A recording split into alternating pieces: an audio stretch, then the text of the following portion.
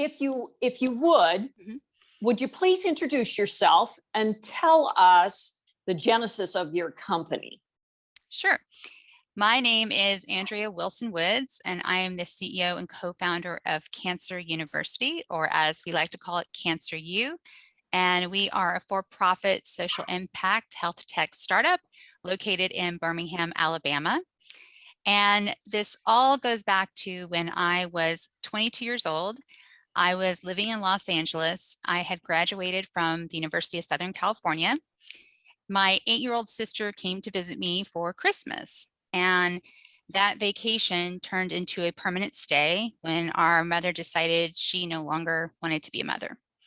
So I became my sister's legal guardian and parent. I raised Adrienne all through my 20s until 1 month after her 15th birthday. It was actually an ER doctor who changed our lives forever when he told us that she had tumors in her liver and lungs. And that was day one of Adrienne's very short 147-day battle with stage 4 liver cancer. And she died on October 9th, 2001. And less than 2 years later, I started a nonprofit specifically focused on primary liver cancer. That's the cancer that killed Adrienne. So I have been in the cancer space for 18 years now. And when I was raising Adrienne, I was a teacher. And after she died, I went back to school, gave USC more of my money and got my master's degree. I became an adjunct professor, and I'm a certified coach. And I've also been coaching patients and caregivers pro bono for more than a decade. And I kept seeing the same trend over and over. With my own nonprofit, I knew we had the best educational materials. They were free. We shipped worldwide. They were very easy to understand, written in layman's terms, translated into multiple languages. But patients and caregivers were still calling me and texting me, emailing me, even sending me medical records over Facebook. Please don't do that. And they still wanted help. So I started studying this, and I discovered that about 95% of people are just not natural advocates, but advocacy is a skill you can teach. And there's such a big difference between giving someone a fish, just giving them a brochure, and really teaching them how to fish. And that is what sparked the idea for Cancer University. Specifically, what problems does your company address? Yes, so I should be really clear. Cancer U is an online platform. It's for patients and caregivers to educate, empower, and engage them to become advocates for their cancer care, to improve outcomes, lower stress, and reduce cost. So we do have this two-sided market. We have the members who use the platform and the customers we serve. For the members, the problem it solves is that complete state of chaos when you get a cancer diagnosis. You're often overwhelmed and confused, and you don't know what to do. And you can find information on Dr. Google. That's not the problem. The problem is, how do you use the information? Is the content even accurate? Does it even apply to you? What do you do? So we educate with courses, we empower with coaching, and we engage through community. So those are the members. For our customers, there are multiple problems. So specifically for payers and employer health plans, bottom line, they want to save money, and they also want to improve employee wellness.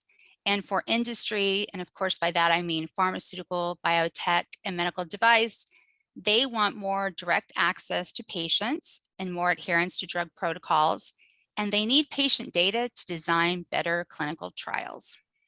Who specifically experienced this problem? And can you give us an example or a story of someone who might benefit from this? Sure.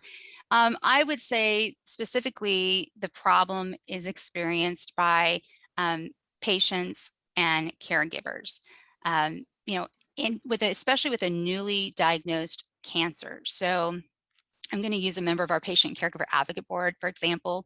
So her husband was diagnosed with liver cancer, and inside of Cancer University, and I'm happy to describe it in more detail, we have what's called our orientation, core courses, major courses, and electives.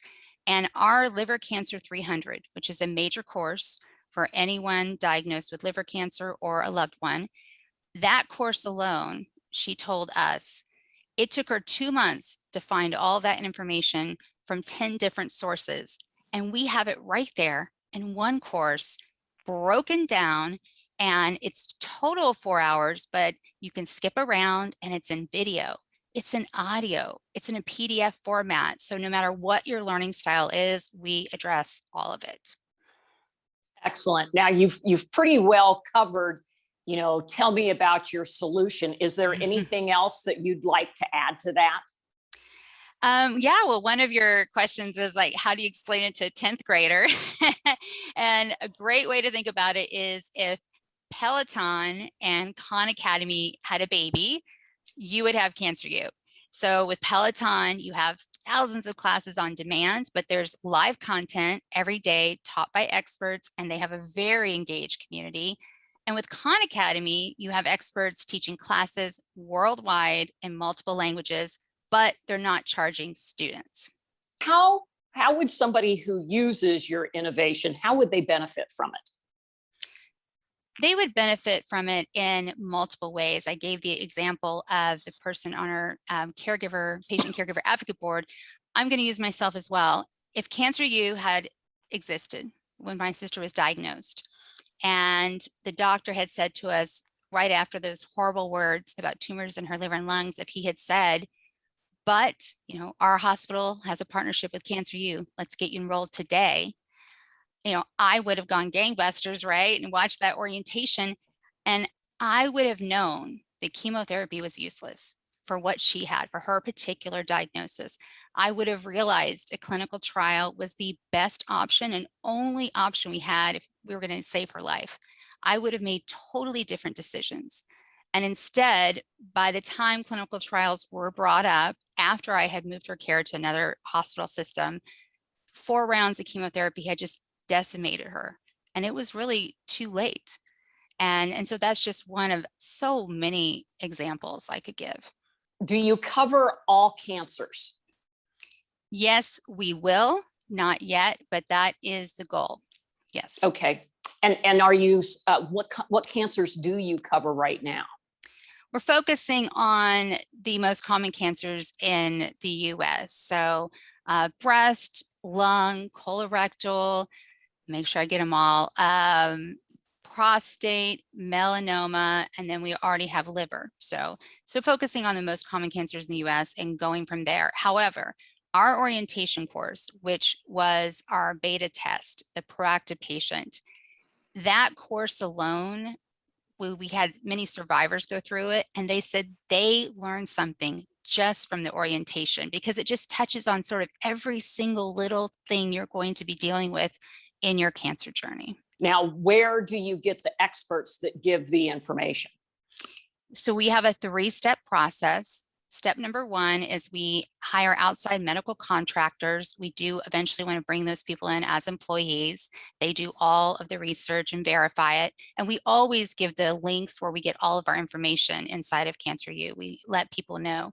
Step number 2 is we actually take that content and give it to our patient and caregiver advocate board, because they always have some kind of personal insight that the contractors didn't find. And step number 3 goes to our medical advisory board for that medical sign-off, although we are very, very clear with every course that we are not giving medical advice. You had said you receive a lot of records. That isn't something that you do at Cancer U, is assess people's records and give them any kind of guidance? No, we point them in the right direction. It's really teaching people how to use the information, what questions to ask. And that's where the coaching comes in. It's so important, and building the community and getting support. But yes, I've had people send me medical records. It used to be, when I initially got in this space, that everyone who contacted me was about liver cancer. But as I've expanded, and as Cancer U has gotten a little bit known in the cancer community, unsolicited, get people reaching out. And it's not just from the US. I mean, it's across the world. And, people they are so desperate for understanding and direction, and just, pointing them in the right direction for next steps. What are your biggest challenges that lie ahead? We have a couple. Developing technology, I feel, is always challenging, even if you have the best possible people doing it. Rounding out our team, I'm a huge proponent of hiring slow, but firing fast. So while we don't want to rush that hiring process, we do need to onboard the right people very quickly, and securing our first 5 pharmaceutical customers and generating revenue. So we've had a lot of customer discovery conversations with multiple pharmaceutical companies, and I have relationships with the majority of those oncology drug producers in the country, but we have got to secure them and generate revenue. Do you have anything else that you'd like to share with us? Yes, I do. I was very fortunate with my sister. I did not have health insurance for myself, but I had health insurance for her because of this crazy exception in the California law. And I happened to discover it, a loophole, if you will. And so her costs were covered, but it was still Medicaid and we were still limited. And that's why it took so long to get a second opinion and transfer her care. So too often, your zip code, your bank account, and your doctor determine whether you survive cancer. And there are a lot of concierge services for cancer patients where a patient might pay anywhere from $500 an hour to $6,000 a month for that one-on-one personal cancer navigation, but only the top 1% can afford those prices. That is not us. Here at Cancer U, we are 100% committed to health equity, and we want every person who needs us to have access, whether it's the underserved people of color in the cities or the working poor, since I'm in the South here of Appalachia, Cancer U is always going to be free to those in need. Thank you for watching the Lowdown on Cancer presented by the Cancer Fund. To learn more about what's coming in future episodes, visit us at www.cancerfund.com. While you're there, check out past episodes and be sure to click Join Us to become a member of the Cancer Fund community. As a member of the community, you'll receive early access to new interviews as well as other announcements. Make sure to connect to all of our social media channels so you don't miss a thing. In addition to getting early access to new episodes of the Lowdown on Cancer, Cancer Fund members play a critical role in driving cancer innovation forward so that one day we can more than hope. We can actually beat cancer. Thank you for joining us on this journey.